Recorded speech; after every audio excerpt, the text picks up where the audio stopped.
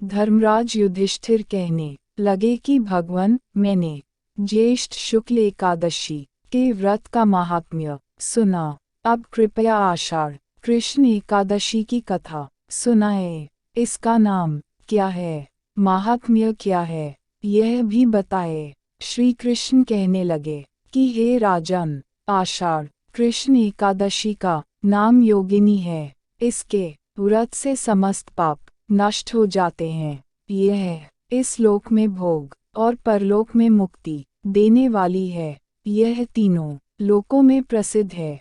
मैं तुमसे पुराणों में वर्णन की हुई कथा कहता हूँ, ध्यानपूर्वक सुनो। स्वर्गधाम की अलकापुरी नामक नगरी में कुबेर नाम का एक राजा रहता था। वह शिव भक्त था और प्रतिदिन शिव की पूजा किया करता था। हेम नाम का एक माली पूजन के लिए उसके यहाँ फूल लाया करता था। हेम की विशालाक्षी नाम की सुंदर स्त्री थी।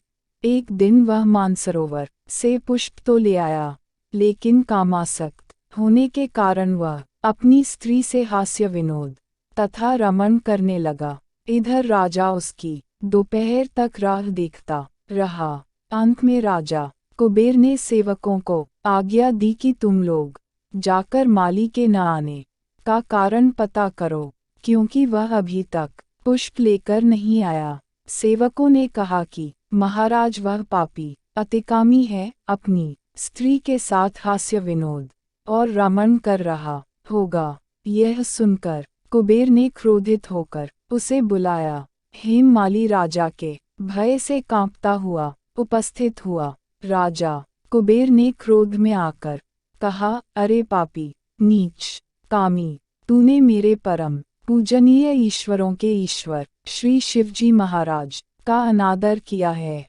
इसलिए मैं तुझे शाप देता हूँ कि तू स्त्री का वियोग सहेगा और मृत्युलोक में जाकर कोढ़ी होगा। कुबेर के शाप से हेम माली का स्वर्ग से पतन हो गया और वह उसी क्षण पृथ्वी पर गिर गया। भूतल पर आते ही उसके शरीर में श्वेत कोढ़ हो गया। उसकी स्त्री भी उसी समय अंतर्ध्यान हो गई। मृत्युलोक में आकर माली ने महान दुख भोगे। भयानक जंगल में जाकर बिना अन्न और जल के भटकता रहा। रात्रि को निद्रा भी नहीं आती थी, परंतु शिवजी की पूजा के प्रभाव से उसको पिछले जन्म की स्मृति का ज्ञान अवश्य रहा। घूमते घूमते एक दिन वह मार्कंडेय ऋषि के आश्रम में पहुंच गया, जो ब्रह्मा से भी अधिक वृद्ध थे और जिनका आश्रम ब्रह्मा की सभा के समान लगता था। हेम माली वहां जाकर उनके पैरों में पड़ गया। उसे देखकर मार्कंडेय ऋषि बोले, तुमने ऐसा कौन सा पाप किया है जिसके प्रभाव से यह हालत हो गई। हेम माली ने सारा वृतांत कह सुनाया। यह सुनकर ऋषि बोले, निश्चित ही तूने मेरे सम्मुख सत्य वचन कहे हैं, इसलिए तेरे उद्धार के लिए मैं एक व्रत बताता हूँ। यदि तू आषाढ़ मास के कृष्ण पक्ष की योगिनी नामक एकादशी का विधिपूर्वक व्रत करेगा तो तेरे सब पाप नष्ट हो जाएंगे। यह सुनकर हेम माली ने अत्यंत प्रसन्न होकर मुनि को साष्टांग प्रणाम किया। मुनि ने उसे स्नेह के साथ उठाया। हेम माली ने मुनि के कथनानुसार विधिपूर्वक योगिनी एकादशी का व्रत किया। इस व्रत के प्रभाव से अपने पुराने स्वरूप में आकर वह अपनी स्त्री के साथ सुखपूर्वक रहने लगा। भगवान कृष्ण ने कहा, हे राजन, यह योगिनी एकादशी का व्रत 88,000 ब्राह्मणों को भोजन कराने के बराबर फल देता है। इसके व्रत से समस्त पाप दूर हो जाते हैं और अंत में स्वर्ग प्राप्त होता है।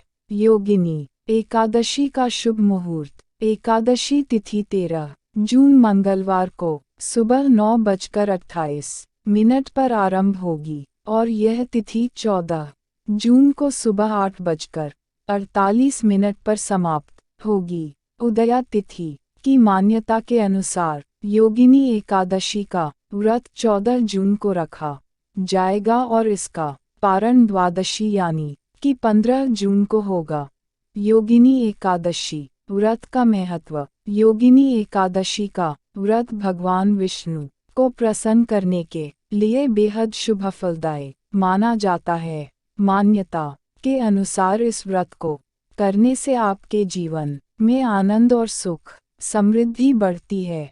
इस व्रत को करने पर 88,000 ब्राह्मणों को भोजन करवाने के समतुल्य फल की प्राप्ति होती है।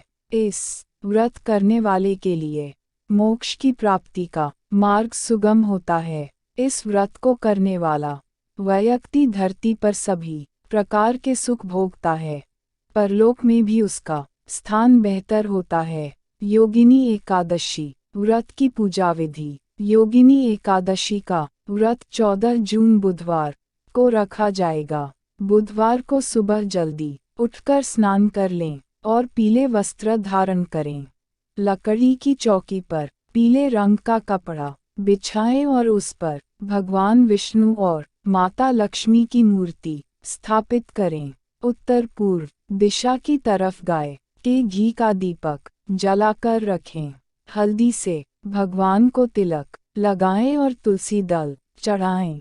पीले रंग की मिठाई से भोग लगाएं।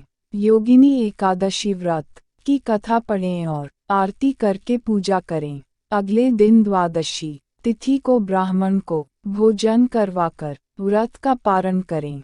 वीडियो पसंद आया हो तो चैनल को सब्सक्राइब करें और कमेंट करें कैसा लगा आपको।